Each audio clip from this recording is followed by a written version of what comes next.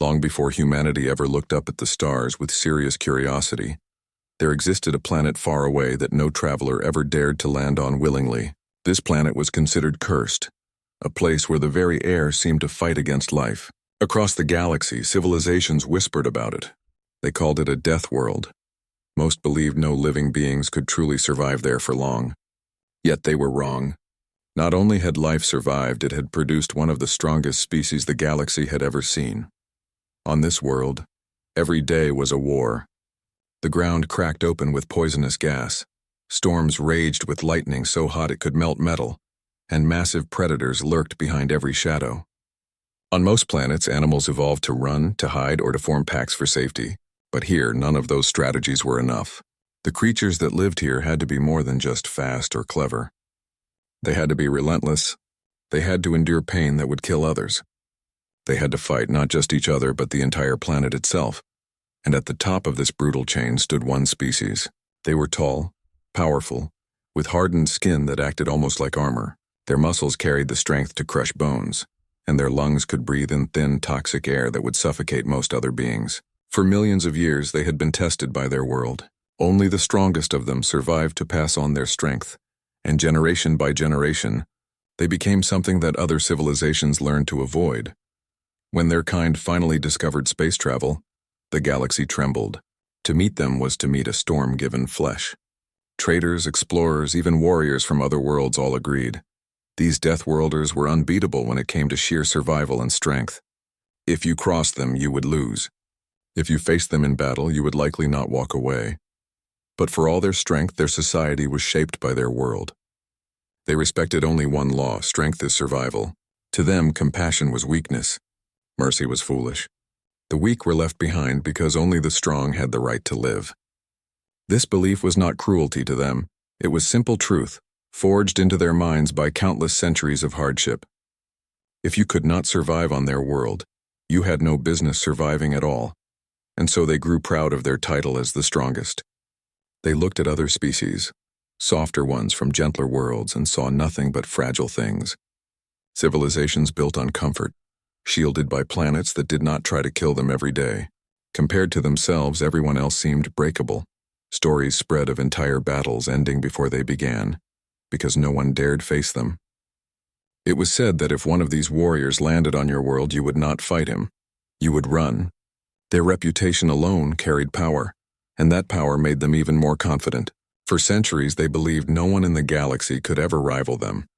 Yet deep in another corner of the stars, humanity was slowly waking up to its own potential. On a small blue planet, humans lived with their own challenges. Their world was not as cruel as the Deathworlders' home, but it was far from easy.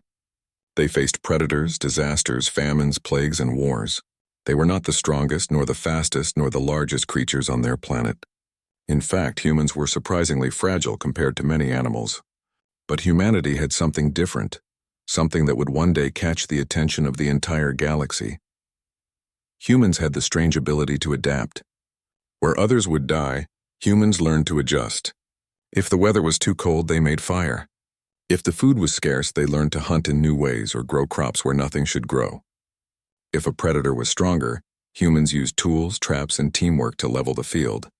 They did not win every battle, but they refused to give up. They survived by changing, by finding new paths, by helping each other. But the Deathworlders had not yet learned about humanity. And humanity had not yet crossed paths with them. Not yet. When that first meeting finally came, it shook both species to the core. At first, the Deathworlders did not even take humans seriously. They saw fragile bodies, smaller frames, skin that could be pierced easily, bones that could break with one strike. To them, humans were no different from countless other weak species they had already dismissed. They expected the same outcome: intimidation, dominance, and silence. But there was something about humans that did not fit their expectations. The humans did not run. They did not bow. They did not tremble in fear the way weaker species often did. Instead, the humans looked back at them with a quiet determination, the kind that comes not from arrogance, but from a long history of surviving challenges no one thought they could survive. The Deathworlders had lived by strength alone, but humans had lived by endurance, adaptability, and cooperation. The difference was subtle, almost invisible at first, but it would become clearer with every moment that passed. For now, however, the galaxy only saw the beginning of something extraordinary. A species born from the hardest world in the stars had finally met a species that was not the strongest, but perhaps the most unpredictable. The stage was set for a meeting that would change both of them forever, because sometimes the greatest strength is not in the muscles or the armor. Sometimes it is in the heart, the mind, and the will to keep moving forward when all odds say you should fall. And though the Deathworlders did not yet realize it, they were about to face a truth that would shake the foundation of everything they believed. When humanity finally took its first steps among the stars, the universe did not stop to welcome them. Other civilizations had already been there for centuries, trading, exploring, building empires. Humanity was new, inexperienced, almost invisible compared to them. At first, no one noticed when humans launched their small ships and began exploring beyond their solar system. But it did not take long before news spread. A new species had arrived, and they were curious. They wanted to travel, to learn, to see what was out there. Many other species found this amusing. Humanity seemed small, fragile, and unremarkable.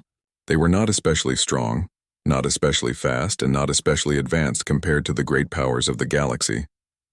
Most expected them to remain in the background. Just another young civilization that would survive quietly on scraps, and that might have happened if humanity had not stumbled into the path of the strongest. The first meeting happened almost by accident. A group of human explorers landed on a world where they believed there were ancient ruins worth studying. What they did not know was that this place was claimed by the Deathworlders. When the two sides met, the air grew heavy, as if the ground itself was holding its breath. The Deathworlders stood tall, their bodies built like living weapons. Their eyes carried the sharpness of predators who had never known fear.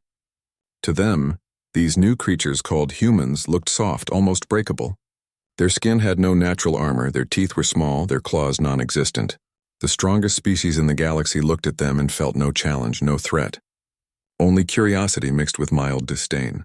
The humans, however, did not lower their eyes. They stared back, steady and unshaken. They were scientists and explorers, not warriors, but they did not show weakness. This confused the Deathworlders. Most species they met would bow, retreat, or speak quickly to avoid conflict. Yet these humans simply stood their ground. What followed was not a battle, but a test. The Deathworlders wanted to see what these newcomers were capable of. They invited them, or perhaps commanded them, to join in a series of trials. To the Deathworlders, it was simple: strength proves worth. If these humans survived, perhaps they deserved respect. If they failed, they would be forgotten. The trials were brutal. The first was a contest of raw strength. Heavy stones, weighted metal, tasks that required muscle power alone. The humans tried, but they could not match the Deathworlders. Their bodies were not built for such force.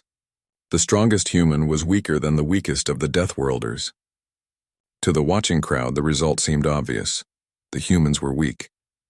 But then came the second trial, one of endurance. Both species were dropped into a harsh desert, forced to cross miles of burning sand under two suns. The Deathworlders were confident. They had lived through storms that could shatter mountains. But the desert was not their home, and they moved with pride more than care. They pushed hard, too hard, expecting their raw strength to carry them through. The humans, on the other hand, did not rush. They rationed water, covered their skin, walked steadily. They shared supplies with each other, helped the slower ones, and adjusted their pace to survive as a group. By the end, the humans were exhausted, but they made it. Several of the Deathworlders, however, collapsed before finishing. For the first time, the strongest species looked at these fragile creatures and wondered how they had endured what some of their own could not. The final trial was survival on an uncharted moon. It was a place full of poisonous plants, dangerous creatures, and violent storms. Both groups were left with only the simplest of tools. The Deathworlders relied on their claws, their strength, their instincts. They hunted, they fought, they forced their way through danger. For a while it worked. But when storms struck and food ran low, their method began to fail. The humans did something different. They studied the plants, testing carefully which could be eaten and which could not. They built shelters using whatever they could find. They set traps not just for animals, but to collect rainwater. Most importantly, they worked together, dividing tasks, sharing knowledge, and protecting one another. When the trial ended, The humans were not only alive, they were better prepared than they had been at the start. Their camp looked almost like a village, organized and safe. The Deathworlders had survived too, but barely. Many of them were wounded, tired and angry that their usual methods had not been enough. For the first time in their long history, they faced a kind of strength they did not understand. It was not in the arms or the chest. It was not in claws or armor. It was something quieter, something harder to measure. The Deathworlders began to ask themselves questions. What made these humans endure? Why did they not fall apart under pressure? How did they succeed without being the strongest? The answer was simple, but also something the Deathworlders had never valued: adaptability, creativity, and cooperation. Humans were not strong alone, but together they were unstoppable.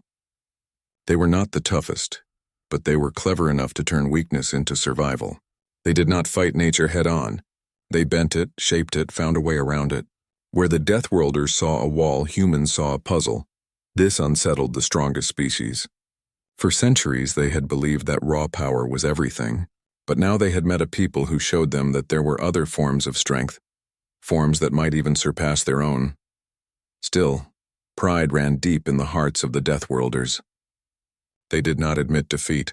They told themselves the humans had simply been lucky, or that these tests had favored them. Yet a seed of doubt had been planted, and doubt is more dangerous than any enemy. The humans, for their part, did not boast. They did not call themselves stronger or greater. They only continued to do what they had always done: survive, adapt, move forward. To them, these trials were not about pride. They were about learning, about pushing limits, about finding ways to endure. And in the quiet moments when no one was watching, some of the Deathworlders found themselves respecting these strange newcomers. They did not want to admit it, but deep down, they felt something they had not felt in a very long time: curiosity. Who were these fragile beings that refused to break? What kind of future would they have in the galaxy? The answers were not clear yet. But one thing was certain: the Deathworlders could no longer ignore humanity. The meeting that was supposed to prove human weakness had instead revealed something far more dangerous. Humanity was not the strongest, but they were something even the strongest had never faced before. They were unpredictable, and unpredictable things had the power to change everything. The trials were over, but the story did not end there. The Deathworlders had seen something in humans they could not explain.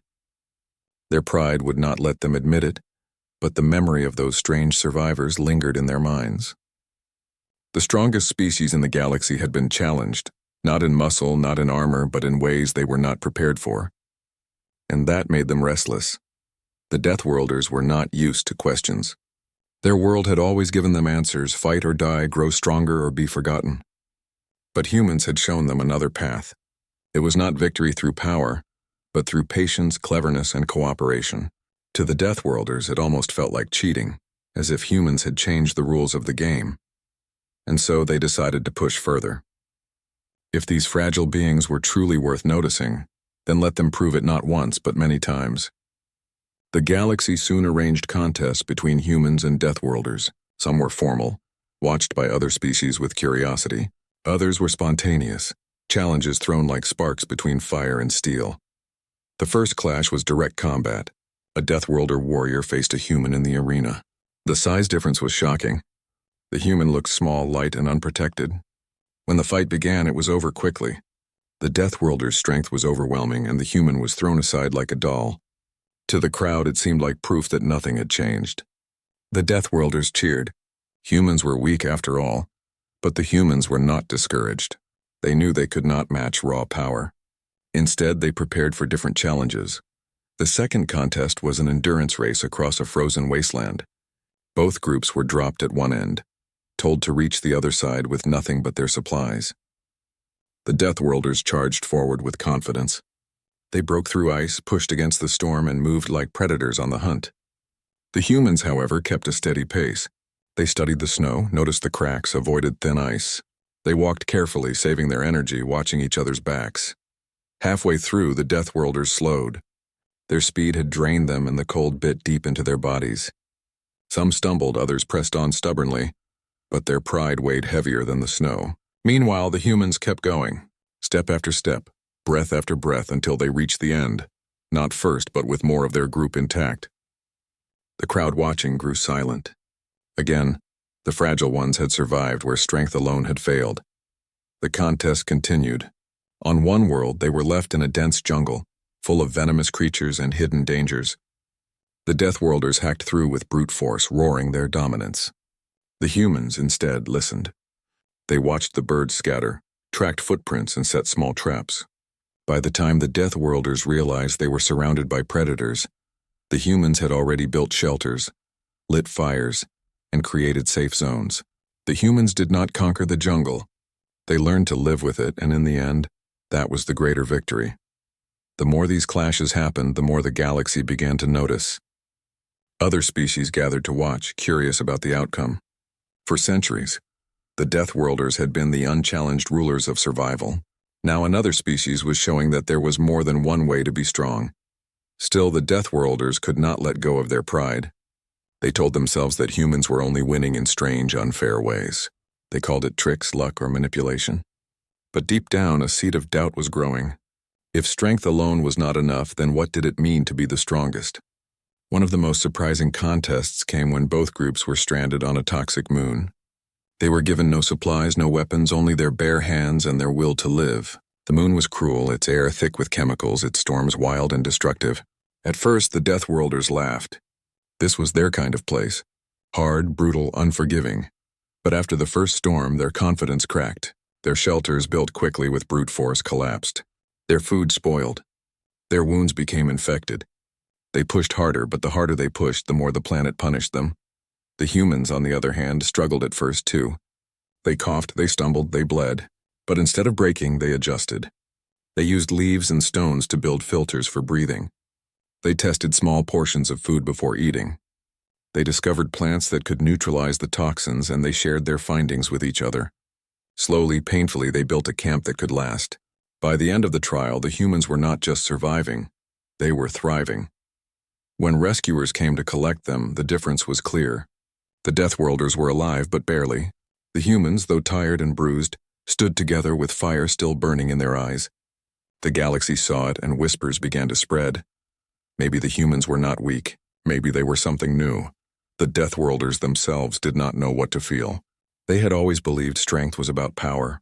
Who could crush, who could endure pain, who could take more than anyone else. But the humans showed another strength, one that could not be measured by muscle or armor. It was a strength of the mind, of the spirit, of refusing to give up no matter how impossible the odds seemed. For the first time in their history, the Deathworlders felt something uncomfortable. It was not fear exactly, but it was close. They could not predict humans. They could not control them. The humans did not play by the same rules, and in that unpredictability lay danger.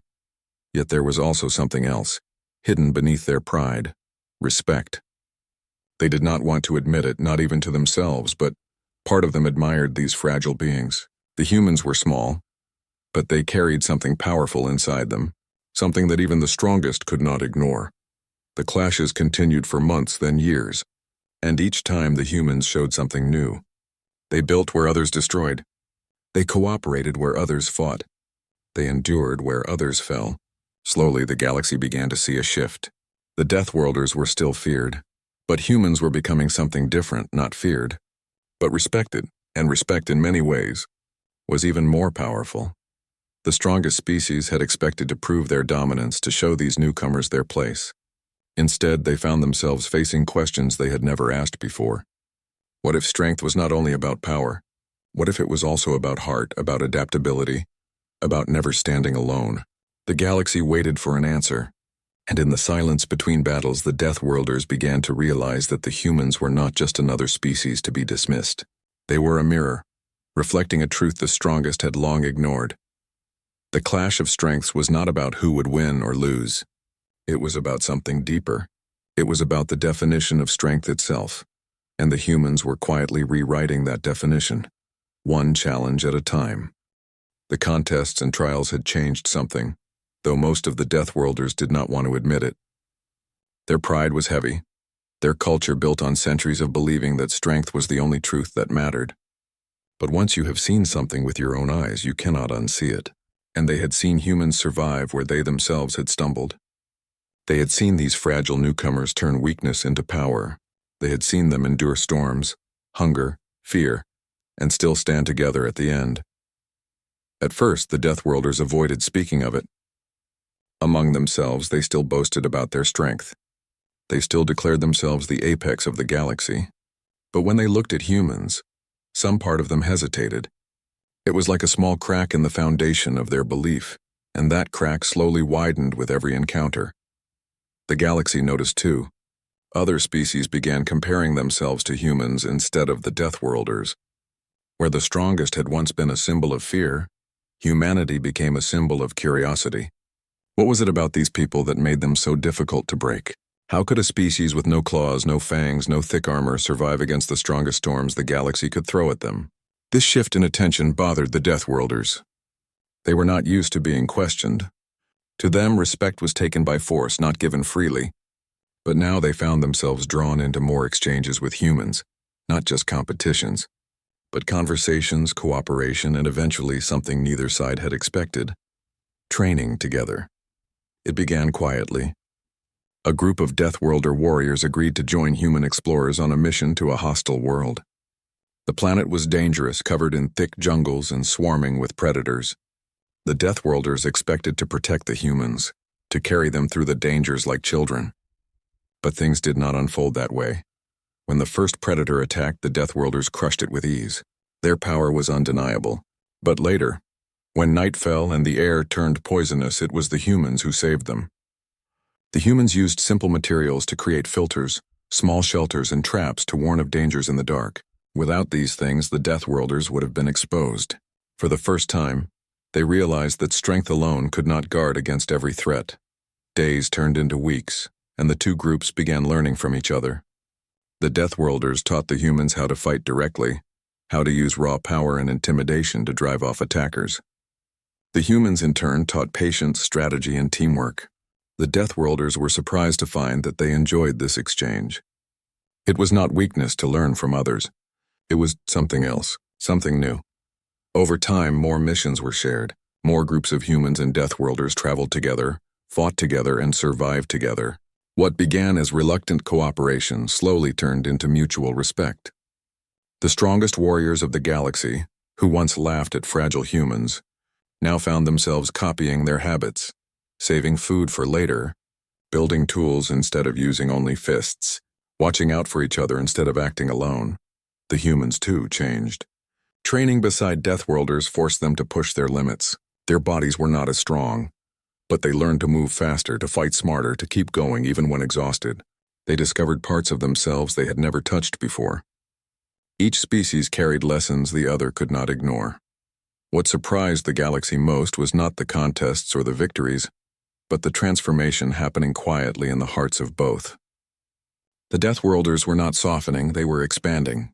For the first time, they understood that compassion was not weakness. When one of their own was injured and a human carried him for miles, refusing to leave him behind, something shifted inside them. They saw strength in that act, a kind of strength they had never honored before. The humans, in turn, discovered resilience beyond what they had known. By standing beside beings who could endure storms and lift boulders with their bare hands, they realized that survival was not just about cleverness, but also about willpower. They found new courage, new toughness, and new determination. The galaxy began to whisper about the bond forming between the two species. It was unexpected, almost unthinkable. The strongest warriors, feared for centuries, were now sharing meals, stories, and even laughter with the newcomers who had once seemed so weak. But it was not all easy. There were still moments of tension, still old habits that refused to die. Some Deathworlders looked at humans and still saw fragility, still believed they were pretending. Some humans looked at the Deathworlders and felt fear, wondering if the alliance would last. But little by little, the walls between them crumbled. Every shared danger chipped away at the distance. Every survival together built trust that could not be faked. The change became clearest during one mission that nearly ended in disaster. A team of both humans and Deathworlders was sent to study a planet known for violent storms. At first, everything went well, until a massive quake split the ground open. Several humans fell into a deep crevice, trapped with no way out. The storm grew worse, lightning crashing across the sky. The Deathworlders could have left them. Their old ways said the weak should be left behind. But they didn't. Without hesitation, they formed chains with their bodies, lowering themselves into the pit despite the danger. They lifted the humans out, carrying them to safety. By the time the storm cleared, everyone was alive. That moment spread across the galaxy like fire. The strongest species had chosen not to abandon the weak, but to protect them. It was more than survival. It was transformation. The humans never forgot it either. For them, it was proof that even the hardest hearts could change. Even the most unshakable beliefs could evolve. And in that change, something new was born, a partnership that no one could have predicted. From then on, humans and Deathworlders were no longer rivals. They were allies, companions, even friends in some cases. Together, they became something greater than either had been alone. The galaxy looked on with amazement because for the first time, strength and adaptability, power and compassion, survival and cooperation were united. The Deathworlders had not lost their pride. They were still the strongest, still feared across the stars. But now they carried something else inside them, an understanding that strength was not just about crushing enemies but about lifting others. And the humans, once dismissed as fragile, carried with them the honor of being the first to change the unchangeable. It was not a quick transformation. It did not happen in one day or one mission, but like rivers carving valleys through stone, it grew with time. The strongest species in the galaxy had finally learned a truth they had ignored for centuries, and that truth came from the most unlikely place, the hearts of fragile humans who refused to give up. The galaxy had watched many wars, many empires rise and fall, many species try to prove themselves. But what it had never seen before was the unlikely bond that had formed between two of the most different kinds of beings imaginable. On one side, the Deathworlders, born of storms and poison, raised to believe that power was the only truth. On the other, humans, fragile in body but unbreakable in spirit, shaped by countless small struggles on their own world. Alone, they had each been remarkable.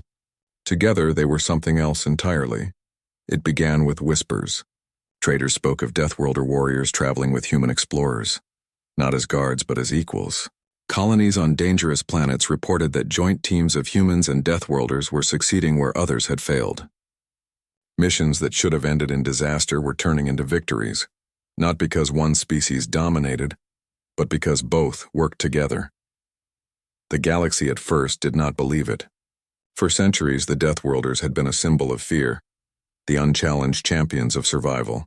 And humans? They were newcomers, still considered weak by many. How could the strongest and the fragile walk side by side?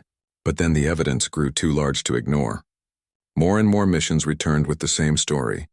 Humans and Deathworlders surviving together, each covering the other's weaknesses, each sharpening the other's strengths. The change was slow, but deep. For the Deathworlders, it was nothing short of a revolution. Their entire culture had been built on the belief that the weak must be abandoned, that survival belonged only to the powerful. But after fighting beside humans, they could no longer see things that way. They had seen fragile bodies endure storms with cleverness, seen soft hands build tools that saved lives, seen weaker legs carry injured comrades when others would have walked away. They had learned that compassion was not weakness but another kind of strength. For the humans, the change was just as powerful. Standing beside beings who had faced the most brutal world in the galaxy forced them to find courage they never knew they had. They learned to push their limits, to test themselves against challenges that once seemed impossible. They discovered that their adaptability was not just a trick of survival, but a power that could rival even the strongest claws or thickest armor. The galaxy noticed, where once the Deathworlders had ruled through fear, now they began to rule through respect. And humans who had once been ignored as unremarkable were suddenly at the center of conversations. The two together were not just allies, they were proof of something larger, something the galaxy had forgotten. One great council was held, a gathering of many civilizations. Representatives of dozens of worlds filled the vast chamber. The topic was simple: what to do with the new bond forming between Deathworlders and humans. Some feared it. They worried that the two together would become too powerful, unstoppable, a new empire that could not be resisted. Others were curious, even hopeful. wondering if this unlikely partnership could lead to a new way forward. The council listened to many voices, but what silenced the chamber was not speeches or threats. It was a simple story told by a human and a Deathworlder standing side by side. They spoke not of battles won, but of moments shared, of carrying each other through storms, of building together when everything was falling apart, of saving lives not because of strength or weakness, but because no one deserved to be left behind. In that moment, the galaxy saw something it had almost forgotten: unity. Not the kind forced by empires, not the kind demanded by conquerors, but the kind born out of respect and understanding. From that day forward, things began to change. Deathworlders no longer traveled alone.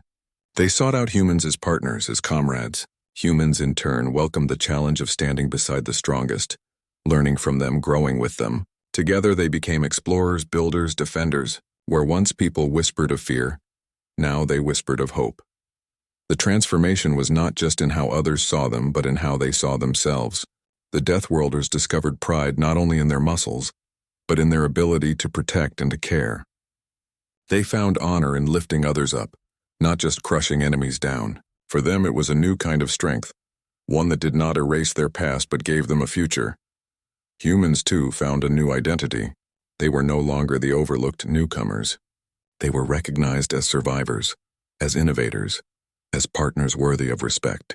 Standing beside the strongest had proven not their weakness but their hidden power.